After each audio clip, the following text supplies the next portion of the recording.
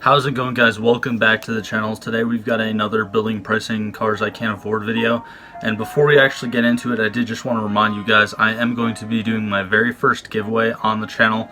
Basically, once we hit 1,500 subscribers, I'm going to be giving away $100 worth of my merchandise to just one subscriber. So all you have to do is subscribe to enter. Costs absolutely nothing. Definitely helps me out a lot as a smaller YouTuber. So definitely, if you guys haven't already, be sure to subscribe down below. So now, kind of going right into it on Jeep.com. Obviously today we're going to be doing the Gladiator. I just did the 392 Rubicon, and you know, there's definitely been some pretty decent amount of interest in that, and I actually just realized I never really did one of these videos on a Gladiator, and me personally, I do really like the Gladiator. So just starting off, you can see that there's like 10 available different like trim levels. Just for the sake of this video, I was thinking about doing the Rubicon, but just for the sake of this video, we're just going to keep it to like the base model Sport. So with this exterior, we have 10 different paint color options. I'll run through them quickly so you guys can see like all of them. Personally, I think maybe some of these colors might pop a little bit more. I like that maroon color actually, and also this orange color does look really cool. And yeah, that's pretty much it. Honestly, I'd have to say it's probably gonna be between the blue, the maroon color, and this orange color. Now the 392 Rubicon that I did do, I believe I did it in the blue color, so I'll pick the orange color now, just because, I don't know, in my opinion, like this like really pops really good, especially like when compared to like the matte accents, the matte black accents around the, you know, fenders, the roof, etc. I'm also definitely going to go for the matte black grille. That's an option that I also chose in the 392 Rubicon that I did a building and pricing video on. And yeah, I mean, just in my opinion, for like 200 bucks, I feel like that's definitely worth it. Now, 1941 hood decal by Mopar. I don't know. Yeah, I don't think it actually shows you, which is kind of weird. Yeah, it doesn't even show you on the website for some reason, so that kind of sucks. Yeah, and I did just try the other two decals, and for some reason they just don't pop up. Actually, wait a second. Alright, so the hood, the American flag on the hood did pop up, and I guess I'll leave that there just because I feel like that looks pretty cool. But for some reason I can't, I guess, just rotate the truck to like see it on top.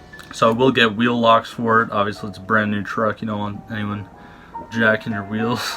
And I will also add the all-terrain tires, just because I feel like if I were to ever buy something like this, I would want it to come with either all-terrain or off-road tires. Now I am going to change the top to the hard top, the 3-piece hard top. Again, it doesn't look like it changes anything. Maybe it's just loading. Alright, so now it loaded in. Yeah, it looks like it changed the top. I'm also going to add these side steps by Mopar. Definitely would be something that would just make, you know, getting in and out of the truck a lot more convenient. And yeah, you can see them right there. Actually, yeah, it's having a problem loading it in for some reason, I believe. Yeah, I believe that's okay. Alright, I think they're on there now, but yeah, for some reason the website was just having some like difficulties right there, so I apologize for that. I'm going to add the spray and bed liner by Mopar. Now for the interior, we actually do have the choice between a all black interior or a black / heritage tan interior. Wait for it to load in. Okay, so it looks like it just changes the seats. I am going to add the windshield tie down strap, as well as the all-terrain floor mats. Pretty much like, you know, I would assume they'd basically be the same thing as like WeatherTech floor mats or something along that line. And for $165, I also said this in the 392 Jeep building and pricing video, for $165 for a full set, I feel like that's actually like a good price. Now I am also going to add the Jeep Trail Rated Kit for $200. I feel like that's a little bit overpriced, but honestly at the end of the day I'd rather have, you know, something like that than not have it. Now this is another thing that I wanted to kind of highlight too. Another thing that I'm like repeating from the 392 Rubicon video, the smokers group package that Jeep actually includes. It pretty much has a cigarette lighter and a removable ashtray. Again, I thought that was kind of cool, kind of unique, because you know, nowadays you really don't see that with manufacturers offering that as a choice. Me personally, I'm not a smoker, so I honestly could not care. but still, just seeing an actual manufacturer give the consumer that option is actually pretty cool to me. So I really want to add this max tow package with 410 gears, but before I add it, I just kind of want to like go over everything in it. And for the most part, I feel like the only thing that I really would change that I haven't touched before is the tires, but I already chose those all-terrain tires, so I am going to add that in there. I'm assuming that that's basically going to include the tire price in that package. So, but yeah, you guys can kind of pause the video right now. It pretty much has a bigger alternator, the all-terrain tires, 410 gears, anti-lock brakes, limited slip differential, actually anti-spin rear differential, so I guess anti-slip at all, pretty much like a welded diff or something like that. Black fender flares, I thought they already had that on there. And then 44 wide axles in the front and the rear. And then heavy duty engine cooling, maybe that's upgraded radiator, maybe bigger intake, something, colder intake. I'd have to assume that would be, you know, a couple bolt-ons that just keep the engine bay or the overall engine just cooler. I know that sounds like common sense, but for some people you actually have to explain that. So now for the drivetrain, this is going to differ from the 392 Rubicon Jeep that I did the building and pricing video on, because obviously it's not a 392 Hemi V8. You have the 3.6 liter V6. I've heard great things about this engine, but again, at the end of the day, it's still a V6. But it does have 410 gears, and you can select this 6-speed manual transmission, so I'm definitely going to do that just because I would personally like that. And also it's actually more expensive to have the 8-speed automatic. Again, I believe that 850 RE trans is the same exact automatic trans that's going to be used in the 392 Rubicons. It looks very familiar, like the name.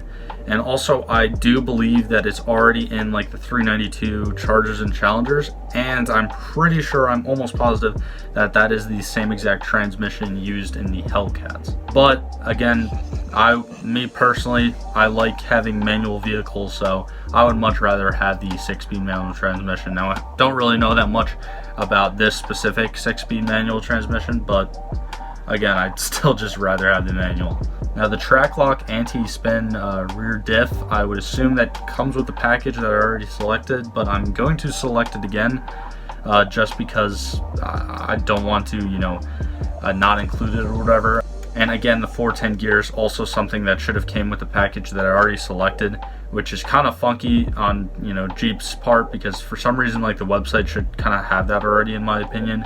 Engine block heater, I don't live in Antarctica, so I don't really need the engine block heater. And cold air intake you can add for $525. Now that definitely is overpriced. Me personally, if I was actually getting this, I would not choose it, because I know for a fact you could probably get some cold air intakes that are good quality for less than $500 and change. But just for the sake of this video, I will select it. But again, in my opinion, that is something that is very, very overpriced. And yeah, that's pretty much it, guys. You're seeing right here, the net price comes out to a little over $41,000. And then there's your finance estimate or lease estimate.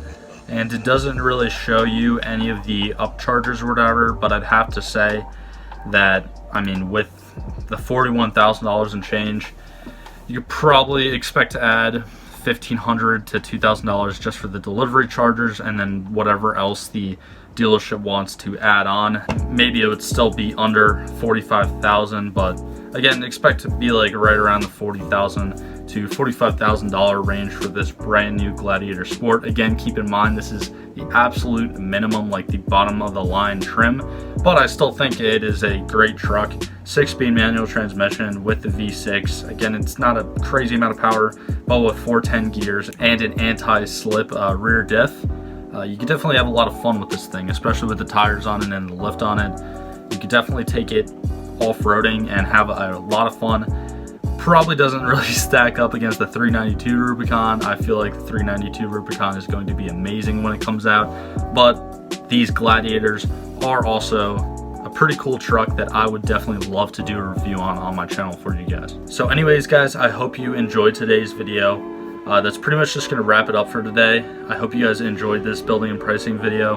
And again, I want to kind of repeat myself. Definitely be sure to subscribe down below to get yourself entered into that giveaway. Gonna give away $100 worth of my merchandise to one subscriber once we hit 1,500 subscribers on the channel. And like always, guys, thank you for all the support, and I'll see you guys in the next one.